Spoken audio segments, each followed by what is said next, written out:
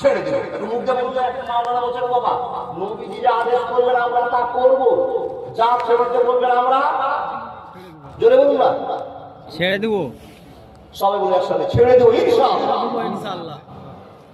ইনশাআল্লাহ একটা মত শুরু করবো, আপনি যে বলছেন না বলে মুরব্বি সাহেব এত কথা জিজ্ঞেস করে ভালো লাগে না, জিজ্ঞেস করে যে আপনার আমল হলো না বা শুনলে চলে গেলেন, কিন্তু সুবহানাল্লাহ আলহামদুলিল্লাহ লা ইলাহা ইল্লাল্লাহ আল্লাহু আকবার যে আমলটা ছুটে গেল আপনার।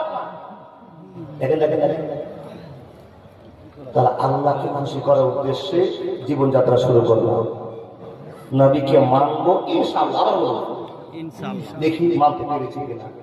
আল্লাহ বলছেন বান্দা হে পৃথিবীর মানুষ তোমরা নবীকে মানো, আমরা কথা দিলাম আল্লাহ নবীকে মেনে নিলাম। বন্ধুরা আমার এবার মেনে নিয়েছি, জীবন শুরু হয়েছে, কতটা মেনেছি এবার আলোচনাটা শুরু হয়ে যাক। ছোট্ট করে গল্পটা শোনাতে আরম্ভ করলাম। আল্লাহর নবী বলছেন ও আমার উম্মতিরা তোমরা শুনে নাও, ও মুসলমান তোমরা কান করে শুনে নাও। আল্লাহ নবী তো কি উপদেশ দিচ্ছেন আপনি আমাদেরকে দিয়ে দেন। নবী বলছেন মানুষ রে মাগরিবের নামাজ পড়া হলো, মাগরিবে যখন নামাজ পড়া হয়ে যাবে তোমাদের রাত 7টা বেজে গেল, 7:30 এসার আযান হবে, হাইয়া আলাস সালাহ হাইয়া আলাল ফালাহ, ইশারের আযান হয়ে যাবে, 7:30টায় আযান হবে, 8:30টায় জামাত হয়ে যাবে। এই মুসলমান আমি নবী তোমাদের যে টার্গেট দিলাম তোমরা কান করে শুনে নাও, আযান শুনে সঙ্গে সঙ্গে নামাজ পড়তে চলে যাও। আসার পরে তুমি চট করে ভাতটা খেয়ে নাও, নামাজ পড়া কমপ্লিট, ভাত খেয়ে নিয়েছো কিংবা ভাত বাড়াবা আগার আগে তুমি ভাত খেয়ে নামাজ পড়তে যাচ্ছ, দুটোই করা আপনার জন্য বাঞ্ছনীয়। বন্ধুরে নামাজ পড়া পর ঈশার পরে আপনি নামাজ পড়ে ফিরে আসার পরে মোবাইল দিয়ে বসে আর চলবে না। বন্ধুরে আল্লাহ নবী আদেশ করছেন যত তাড়াতাড়ি পারবা বিছানায় তোমরা ঘুমিয়ে যাও।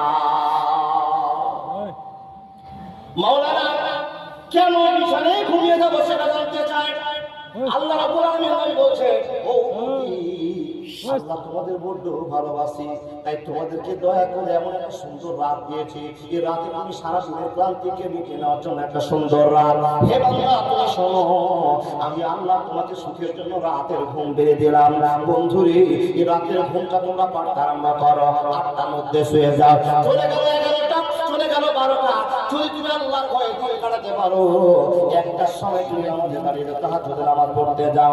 বন্ধুরে তাহাজ্জুদ পড়তে গিয়ে আল্লাহকে কোনদিন যদি একটা চোখের গরম ফোঁটার মান দিতে পারো, ও বান্দা শুনে না আমি আল্লাহ তোমার জন্য জাহান্নামের গেটকে লক করে দিব। কেউ প্রতিবাদ করতে পারবে না, পারবে না, পারবে না। যাদের হৃদয়ে আছে আল্লাহর ভয় তারা প্রভু পথে যায় না, আল্লাহর প্রেমে